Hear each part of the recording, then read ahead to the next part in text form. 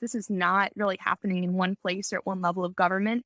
We're finding that in like every province, at every level, so from the sometimes village, sometimes city tourism bureaus, provincial bureaus, and then national full central government organs, and even state-owned businesses. We're all trying to hire people to do their overseas social media influence work for them.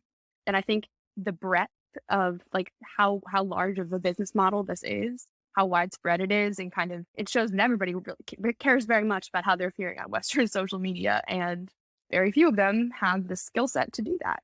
How does the PRC get its message out abroad? To discuss, we have the winner of the inaugural Rhodium China Talk essay contest, recent college grad, Maggie Bachman, author of the absolutely fantastic senior thesis, Selling China's Story Well.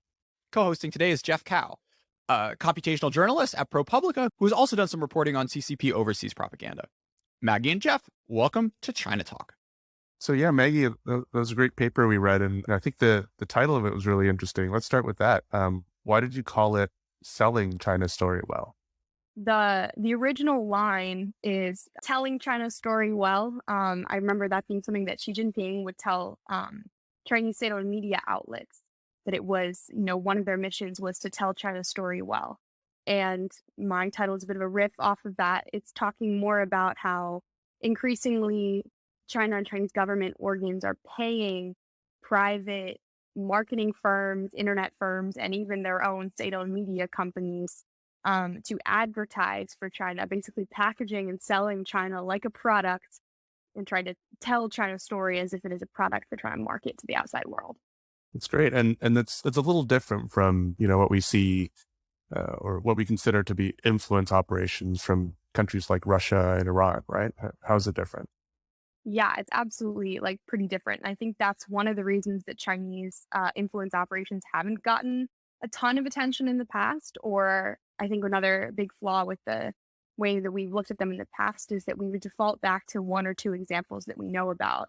And then we try to make big claims about how China's influencing, Western social media everywhere we go and things like that. I think a lot of times we lack the data to make those claims. And I think a lot of the issues that we're looking for, the same types of operations that we've seen coming out of Russia and Iran. And while Russia and Iran are trying to prey on social divisions in a way, trying to undermine the Western society or the Western governance system or whatever using our social media, China's really not trying to do that. China's really focused on how the West sees China and trying to shape China's image abroad, rather than trying to change the way that, Americans or Westerners feel about their own country. It's much more of a positive messaging campaign aimed at shaping the way that we view China. I think the first question that comes to mind is, what's wrong with a country trying to promote itself on the world stage, right? We see, Middle Eastern countries sponsoring soccer teams and things like that. We got the Voice of America. Sure. A lot of the things that I'm studying and flagging, things that come under like the propaganda umbrella broadly, are the same kinds of things that American cities engage in all the time. You'll get tourism ads for different American cities all the time. I think trying to look at the ways that China does that a little differently. By and large, I don't know if it's, necessarily a huge problem that China is trying to shape its image abroad, but it is something to be aware of a lot of times, because in shaping its story, it tries to hide a lot of the parts that would receive criticism from the outside. I think one of the things that comes to mind the most is the ways that they shape advertising, tourism advertising, economic development advertising around Xinjiang. There are all of these, video campaigns and advertising campaigns by state-owned media outlets on Western social media about the happy Uyghurs and, how Muslims are being trained so that they can, really provide for their families, or so that they are able to really live harmonious, happy lives. And we know that that is not the case for a lot of people, that there is forced labor happening in Xinjiang, and a lot of the ways that China is using tourism advertising, things that are permitted on Facebook according to its advertising regulations, to shape the ways that we view regions like Xinjiang and China's governance there. So I'd like to take a step back, Maggie. I did my own sort of like version of this during the pandemic, which was just downloading like all the Twitter bots that Twitter had gathered and said, oh, these are like Chinese state affiliated. You did such a better job than I did as a 21-year-old looking into this question. I would love to hear you talk about your research process, how you thought about gathering materials. Where were some of the more interesting places that you uncovered, and the documents that you were able to weave together to tell this broader story of how China tries to project itself in Western media? First, I think that is too kind. And I will say I actually started by playing with Twitter data. I think the Twitter data was such a cool discovery when when they first released it, and it's available to play with and download from their data sets, which is available online. That's great. But I think one of the things that struck me was that it was definitely starting with whatever was the most observable, the most egregious. If it's egregious enough to be raising the red flags for social media companies, there's got to be more low level stuff out there that isn't getting flagged. And we especially know that they're not all that sensitive or great about pulling down disinformation. It's way harder to spot when it's coming in regions or languages that they're not experts in and don't tend to have the same expertise. So actually, I will say that the data set that I discovered, so I was working with government public procurement documents. And that actually came about because of an article I read by Jeff. So I remember him flagging in a ProPublica piece that was published almost 2 years ago at this point, I guess, that he had found that that one site, which is one of the companies that was running Twitter accounts that were active in Hong Kong, that company had previously made a deal or had been contracted by the China News Service. He linked to a public procurement document that showed this. And I was really interested in that idea. I was like, wow, this is out in the open. This is crazy. I wonder if there are more. Turns out there are more. And I ended up finding, actually, the research process was a bit of a hassle. Chinese government web pages don't like it when foreign IP addresses try to scrape their websites. So I ended up having to use workarounds like public procurement aggregators that would take local, regional, provincial, every level of government procurement contracts and make them all publicly available if you register for an account. So I ended up scraping one of these aggregators, and I ended up with a lot more contracts available for a longer period of time. Listeners might not be very familiar with sort of the tender process in China and sort of how these contracts come about and are published online. Can you talk a little bit about that? So the Chinese government, partly because it would like to be added to an international government public procurement trade agreement, basically, has been working on making its deals with private companies much more transparent. So as in the US, but I didn't even know this before I did this kind of research, government organs who would like to buy services of any kind, ranging from like buying new desks for a government office to, turns out, buying services where someone will manage their Facebook page for a year. They will put out calls for bids, basically, and then they'll give a time frame where interested and qualified companies can apply and submit proposals. Then they will choose a winner. There's also an option for single source procurement where they will have identified who they would like to work with beforehand. And because they're such a standout, cannot be beaten in price, or just like have a skill set no one else has, they'll be picked without even having to compete.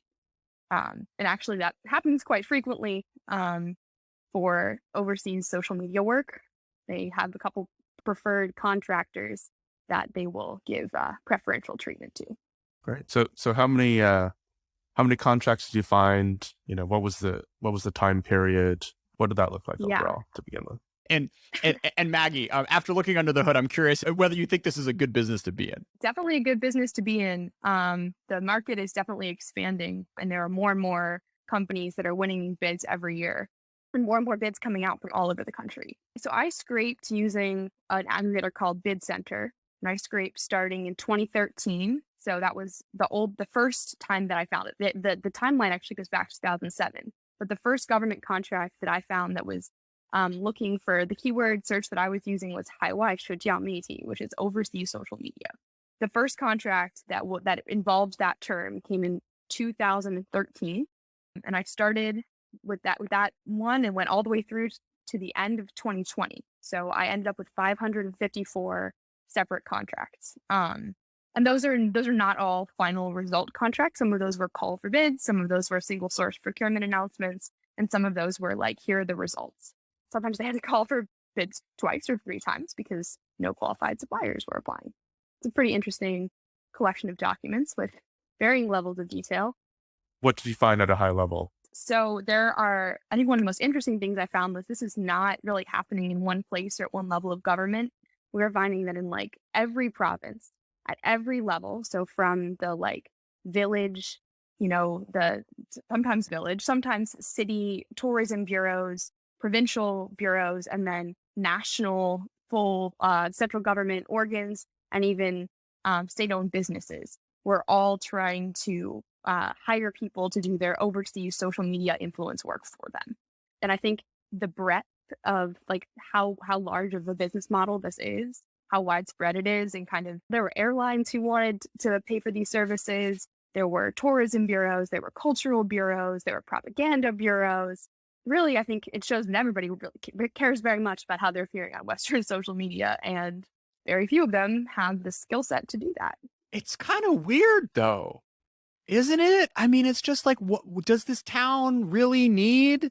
Like, are they really going to get Western tourists to be lured in through Twitter? Do you have any sense, Maggie, of like the underlying bureaucratic logic of like doing this just because like it makes you look cool and serious and international? A lot of it has to do with economic development. While I'm phrasing it as tourism advertising, and often it's coming from the tourism bureaus, and often the tourism bureaus and economic development bureaus are kind of intertwined.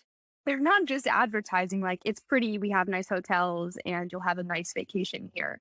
They're advertising like cultural diversity, good governance, stable location, harmonious society. They use kind of the same key terms over and over again, and they go far beyond what you'd really need if you were looking for a vacation. They're trying to shape this idea of what this town is, what it means to be, a town in this region of China, what it means to be a town in China, and what China looks like as a whole.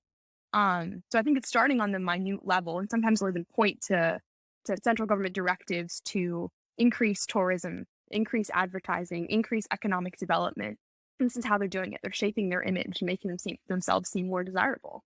And we all know that if you're going to travel somewhere, you're going to Google it first, and they kind of want to be the people controlling those results. I think when we think about sort of influence operations online, like you said before, your mind sort of goes to Twitter automatically, right? But in your data set, you found sort of a different result, right? That it wasn't just people looking to, increase their reach on Twitter?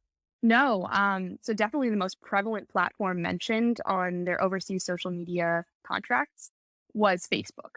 Facebook was appearing at like double the rate of other platforms. Facebook was often mentioned alone, but there was never a time where like a Twitter was mentioned or an Instagram was mentioned by itself.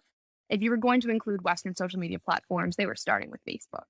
And actually, it was very interesting after digging into that. I was very curious about why that was true. It seems like there are some underlying reasons to that. After doing a lot of digging, I found a very strange website called reachtheworldonfacebook.com. Last I checked, it is still available on the internet, even though I've now talked to Facebook representatives about it.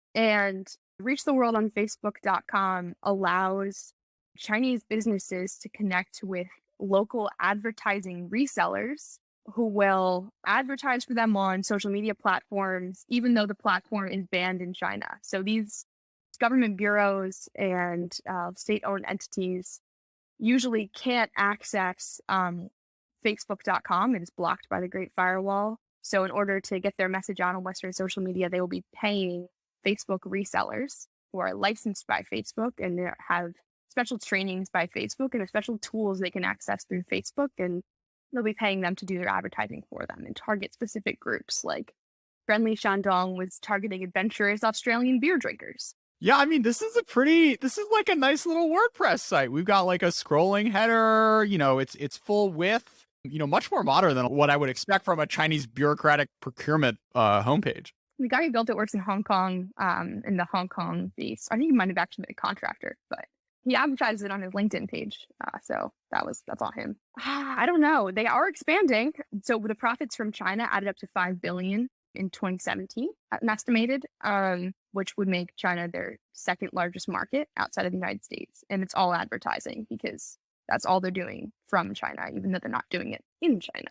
It's a lot of money. It's a huge market. Maggie, can you talk about some of the different providers that were providing these services? Overseas social media work requires a certain sort of language facility and expertise with these platforms that are banned in the country. Yeah, absolutely. So basically what I found is there are two main types of firms, companies that were qualified to do this work. And the first is state-owned media giants. So even though they're advertising, this privatized platform, they're advertising this privatized version of it, you can compete for it. The people who are winning these bids are often the Xinhua News Agency, China Daily, and People's Daily. Actually, I think the three of those two together won more than 40% of the contracts, because they have this reach and they've proven ability to work in Chinese and English and kind of communicate with clients. They have a lot of trust from government clients in their ability to execute the message that they want them to execute. So they build a lot of websites too. That's one of their big things. They build websites for local tourism bureaus and things like that. Do you think these folks are getting their money's worth out of the Xinhuas and Renmin Baos of the world? I mean, it's hard to tell as someone who now sees those names and immediately discounts the message in some ways. But I think a lot of times when their name isn't on it, and a lot of times their name won't be on it, these pretty pictures of gorgeous sunsets over mountains somewhere in China, they have a formula, and the formula seems to be working fairly well. I guess one thing that I think was kind of important to talk about is I found that the way that these were working was a combination. It's a little bit of an academic tangent, but there are kind of two scholars who've been talking about ways that China shapes messaging abroad. And I found that those two kind of came together really well in this data set. And the first was Anne-Marie Brady, who wrote almost 20 years ago about nation branding as nation building, and this whole idea of when it came to China and how you can kind of form a picture of China that you want to then advertise to the world. And I do think there's this coherent message. There's the same phrases. There's the same formula of pictures. There's a lot of pandas, a lot of sunsets, a lot of happy workers. And it's the same thing happening no matter what the city is. You could probably swap out the title. Sometimes you literally have the same slogan. If you just swap out the city name, you get a similar advertising campaign for all of them. And the other one is, I think, what explains why this is happening and why they keep doing this, what makes it effective, is someone who sees this and I don't really feel like it's doing all that much. Molly Roberts wrote in her book Censored about flooding, where you kind of take over a topic. I think it was used in Tibetan, Free Tibet discourse, where China found a hashtag and then just overwhelmed it with pro-China content, basically.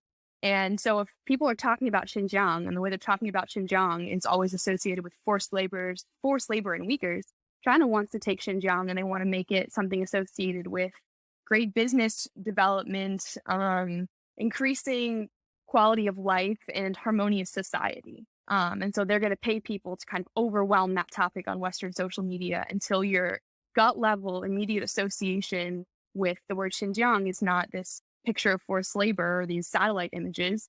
It's this video you saw that came up on your Facebook feed of someone saying that China changed my life by giving me these education courses. So I think that's kind of how it works.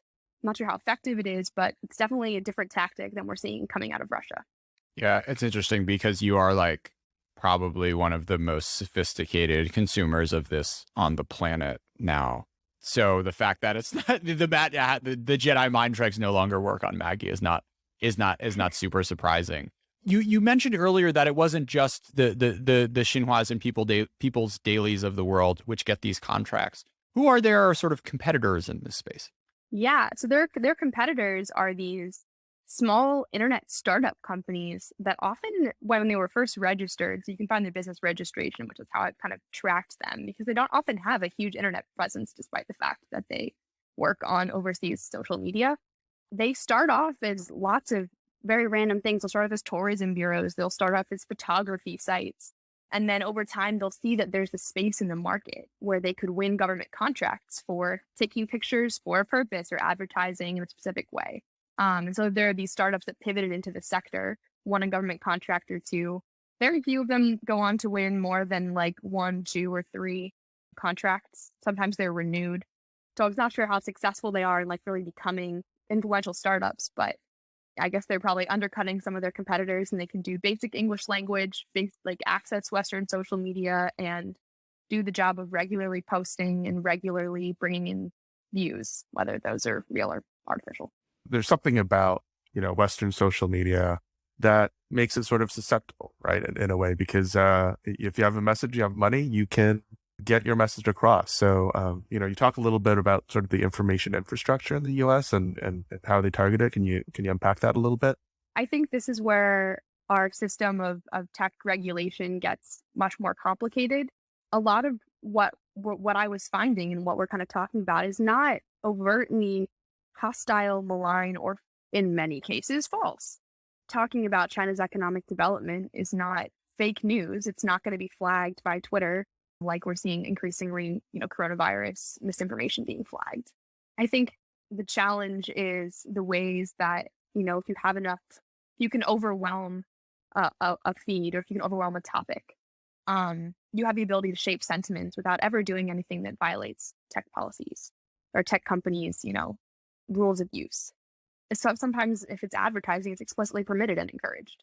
So I don't know if that, I guess that makes us more vulnerable than countries that have rules about who can post and have real name registration rules and other ways of restricting how information flows. But in a system of free information flow, the more you pay, the more information you have to put out there, the more influence you have. There were sort of other services that were being offered as well. Things that might look pretty familiar to someone who works in sort of social media marketing. Things like identifying key influencers and paying them, or, scraping public social media data and monitoring public opinion. Companies do that sort of thing all the time, right? How is it different in this context? Yeah, monitoring overseas social media platforms for public opinion and things like that. I can't say that I necessarily found that to be particularly, malign indicator of malign behavior. We try to do the same all the time, trying to figure out, what's trending on Weibo these days. What are the topics that are happening? What are the topics that are, really up the moment?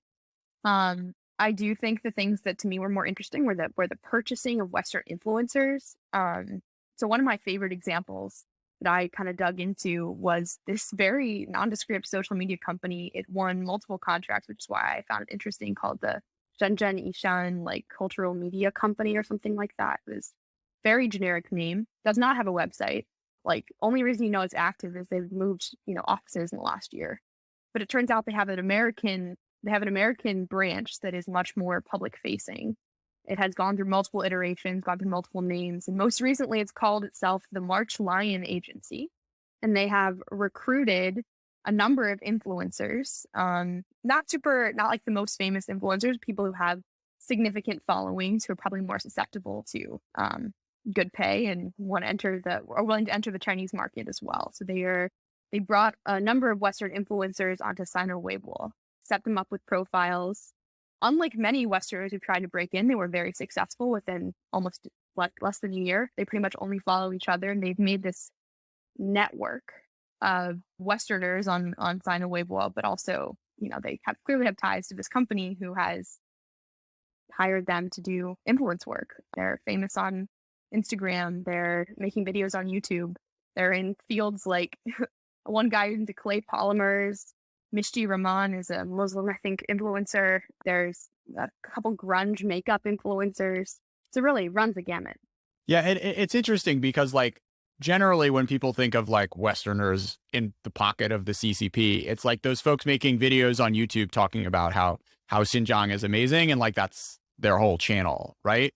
But what I found so interesting about this finding was that, it's not only that. It's not only those folks who are just explicitly pro CCP content that are in this big web of influence campaigns. Yeah, it's a lot of people who are famous for something else, who I'm pretty sure got invited to an influencers night in New York where they got to take pictures with pretty unusual backgrounds, then got to strike some deals to enter Weibo. And from there, I'm not pointing to them and saying, they're advertising on behalf of the CCP on Facebook, and here are the posts that have to prove it. And I'm not trying to throw those stones. I'm just saying that we know that they're working for this company. They're an influencer hired by and represented by this company that does social media work on Western platforms for the Chinese government. You said earlier in the conversation that you've been in touch with Facebook in particular on this. How do you think they're managing it? And, if you were oversight board czar for the day, what would you potentially do differently? I guess taking a step back, I will say there have been a range of responses, and some of them have been better than others. I will the Wall Street Journal was being flagged as like the major place where everyone wanted to get their advertising out there.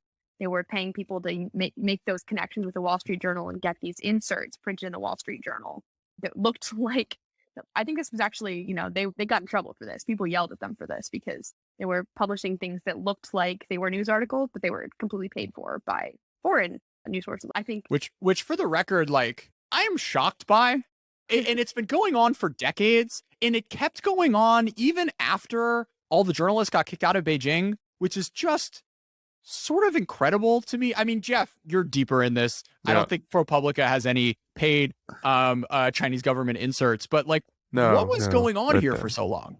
Actually, if you go to Xinhua's FARA filings, which they've started doing now, you can actually find all of the papers that they advertise in. I think Xinhua are People's Daily. It was definitely interesting. I think their move to, as far as I know, they've stopped doing it. They said they were going to stop doing it. So I think that response, the like public pressure, like condemnation, and then like changing their ways was a good call. But it's a little different for a news source to be passing off things, advertisements as their own reporting, and Facebook to be acting as Facebook claims to be, just a platform where you post things and like they're not responsible for the content. What was Nick Clegg's line earlier this week? Like, it's like a car, or what? No, it was worse than a car. What did he say? Do you guys remember this? This is definitely up for debate whether this is how Facebook operates, but they say that that's how they operate. They just let things happen, and if they happen, they were just acting as a public platform where everyone can share their opinions, like a bulletin board or whatever. Twitter has made at least more efforts to create this transparency initiative, to release data sets, to acknowledge when it happens and take off numbers of users and allow you to use all the data, collaborating with scholars. And usually if a scholar like calls them out on it, those networks will often get removed. It doesn't really feel like Facebook is doing that. And in fact, it feels like Facebook is sort of doing the opposite, where they are explicitly like advertising in cooperation with Chinese companies who then are working directly with Chinese government clients. There was a beautiful New York Times picture, I think it was an article a couple years ago, where Meet Social, which is one of Facebook's advertising partners, had set up an exhibition. I think it was in Beijing. And they set up an exhibition and they're showing how their platform can be used. And people had a lot of these companies never seen Facebook before. So you could scroll through a Facebook page and see what Facebook looked like. So you could see what an advertisement would look like and then pay Meet Social to do it. And there was a giant picture of Xi Jinping on the wall, and it was in a government exhibition center.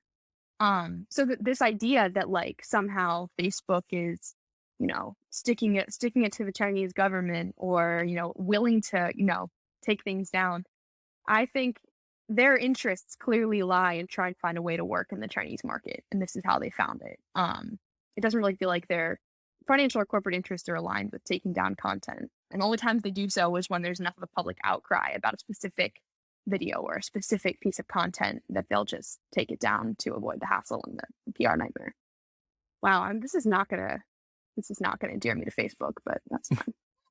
A little frank.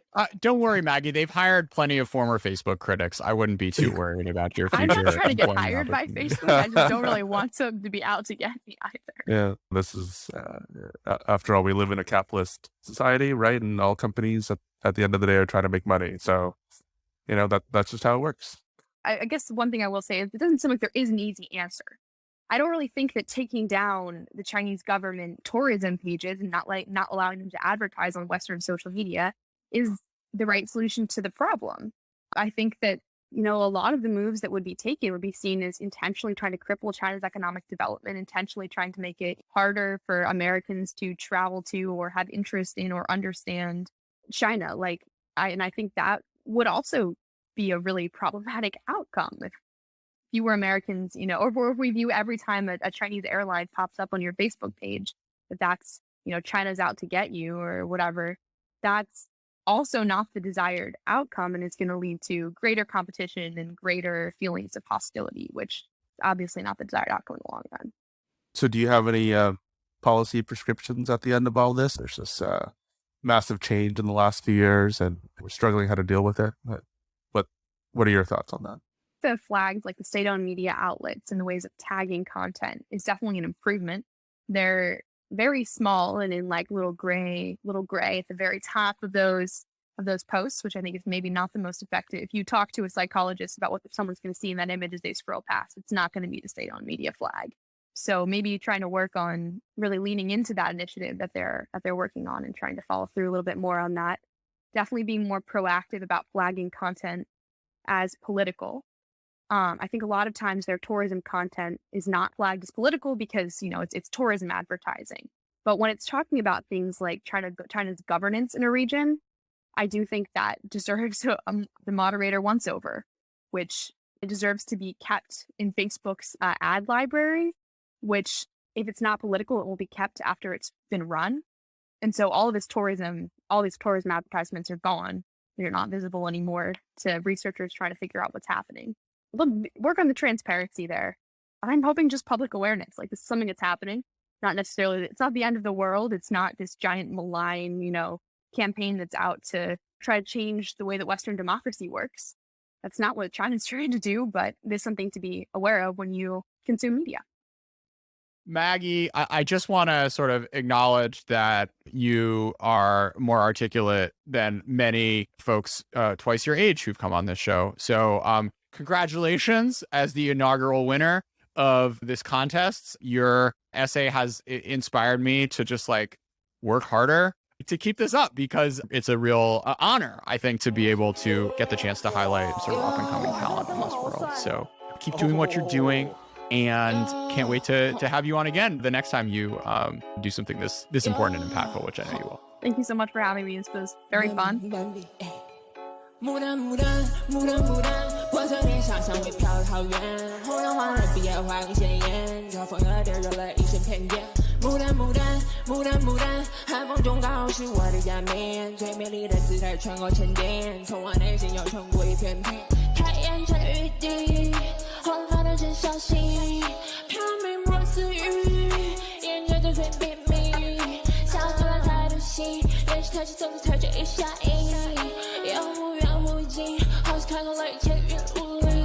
Everything's gonna be alright， 想扣的还是两想想，当然都是为了苦你赶来，到了终点我是火，他们是柴，怎么心动不敢旋开，小心后等着他到来，相信和鬼的我都爱，快乐一样不要装出外。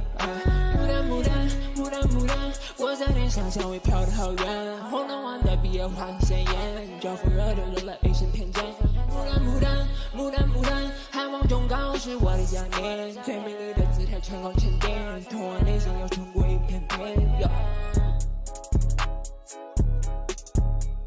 牡丹，牡丹，